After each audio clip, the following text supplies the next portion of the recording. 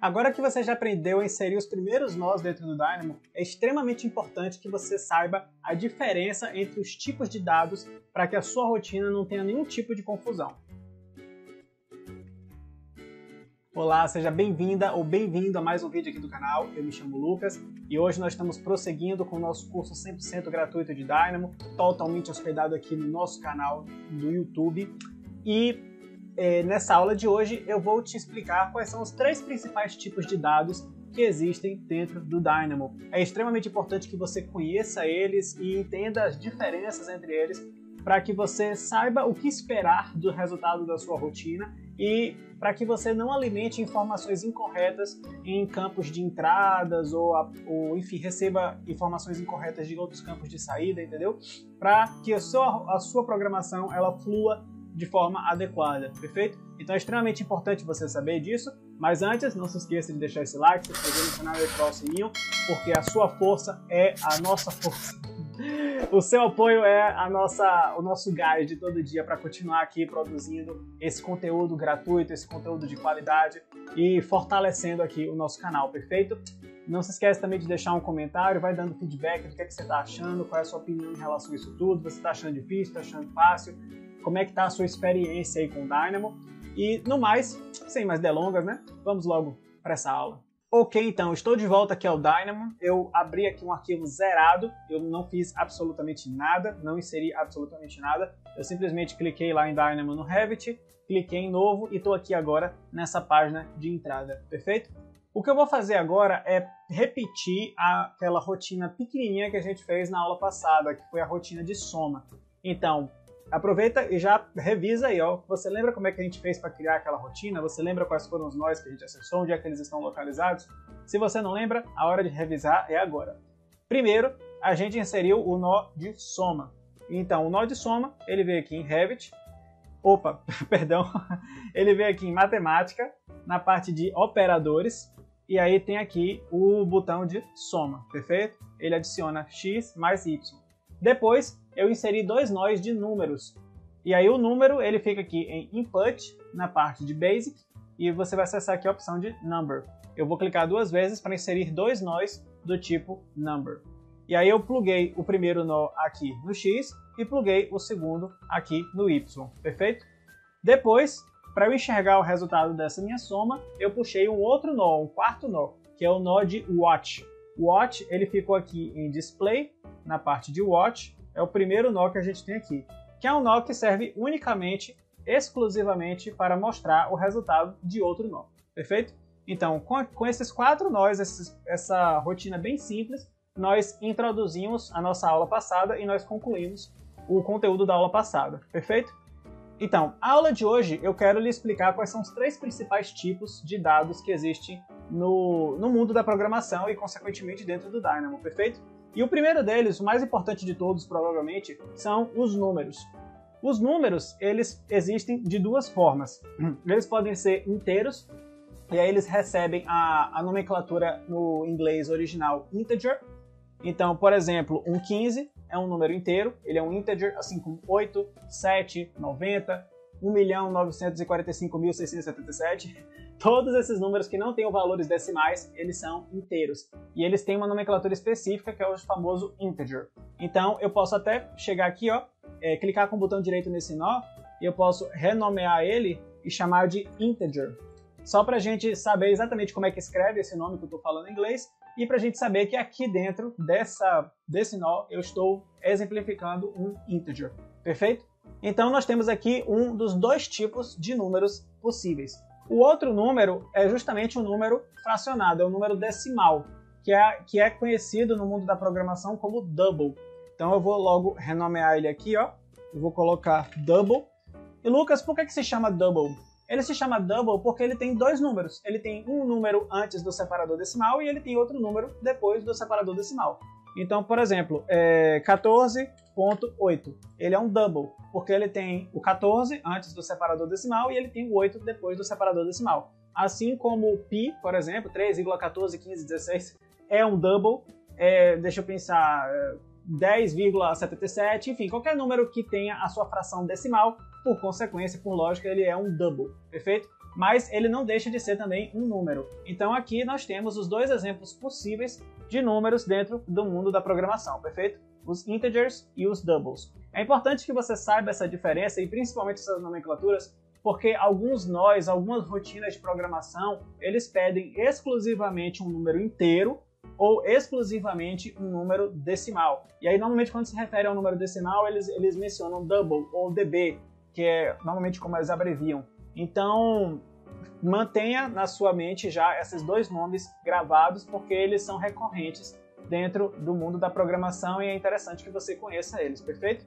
Então, com isso, nós temos aqui o primeiro tipo de dado exemplificado aqui agora no nosso Dynamo, que são justamente os números, perfeito?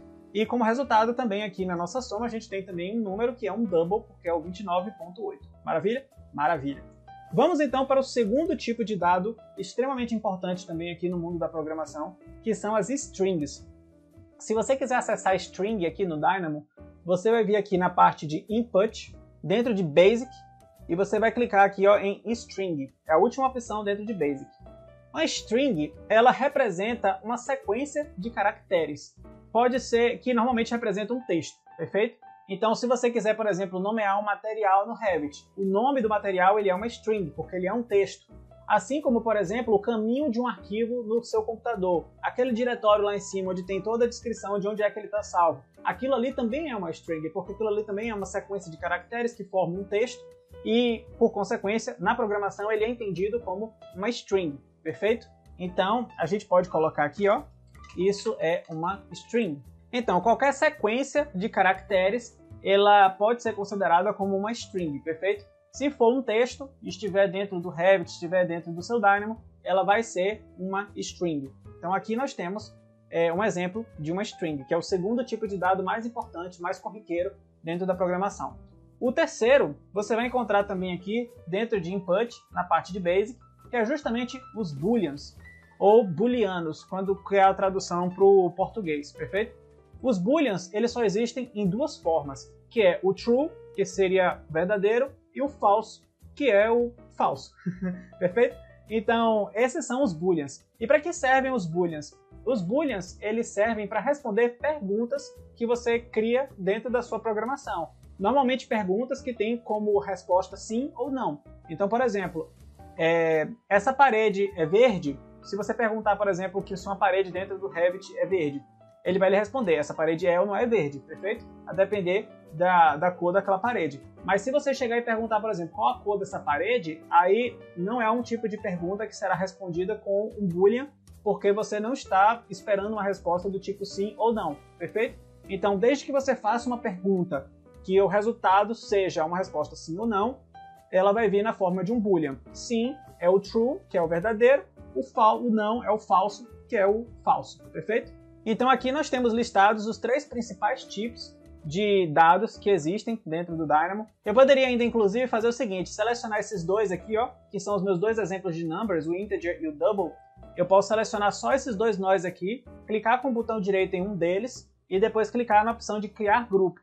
Quando eu crio o grupo, eu consigo agrupar, né, os dois nós dentro de uma única seleção. Então agora, clicando no grupo, eu posso mover os dois nós em conjunto e eu posso dar um nome para esse grupo.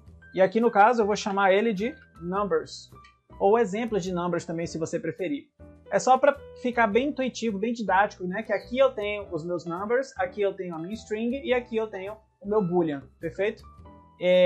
Uma coisa também que você tem que ter em mente é nunca confundir as informações, por mais que elas pareçam iguais. Como assim, Lucas?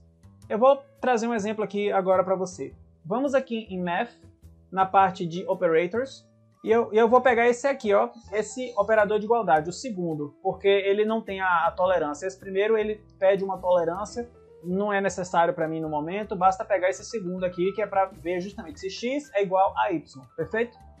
Bom, com o meu operador de igualdade, vamos fazer aqui uma verificação muito simples.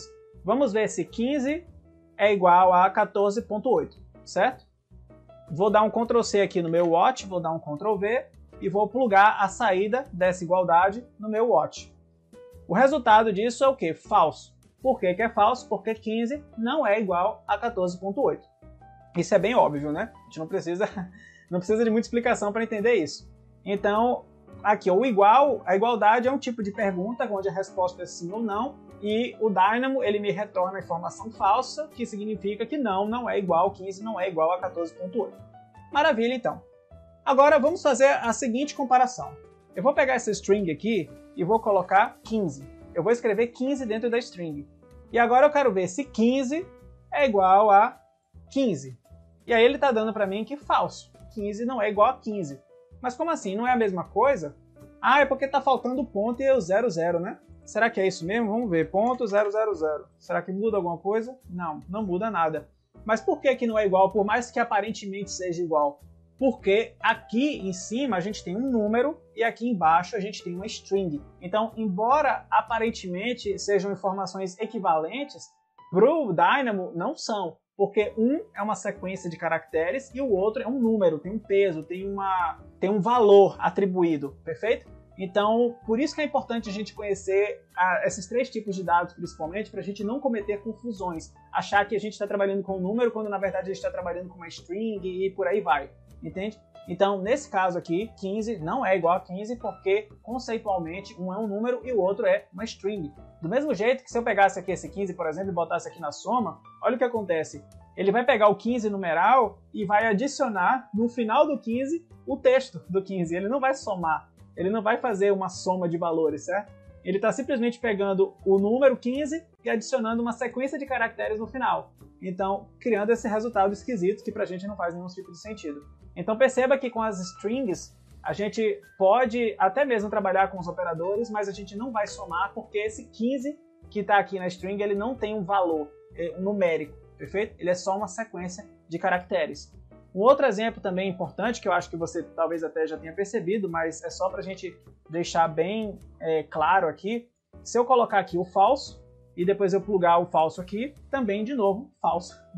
Eles não são iguais porque isso aqui é uma string e isso aqui é um valor booleano. Com isso, eu acho que você conseguiu entender a essência por trás dos principais tipos de dados que existem no Dynamo, na verdade no mundo da programação e por consequência no Dynamo.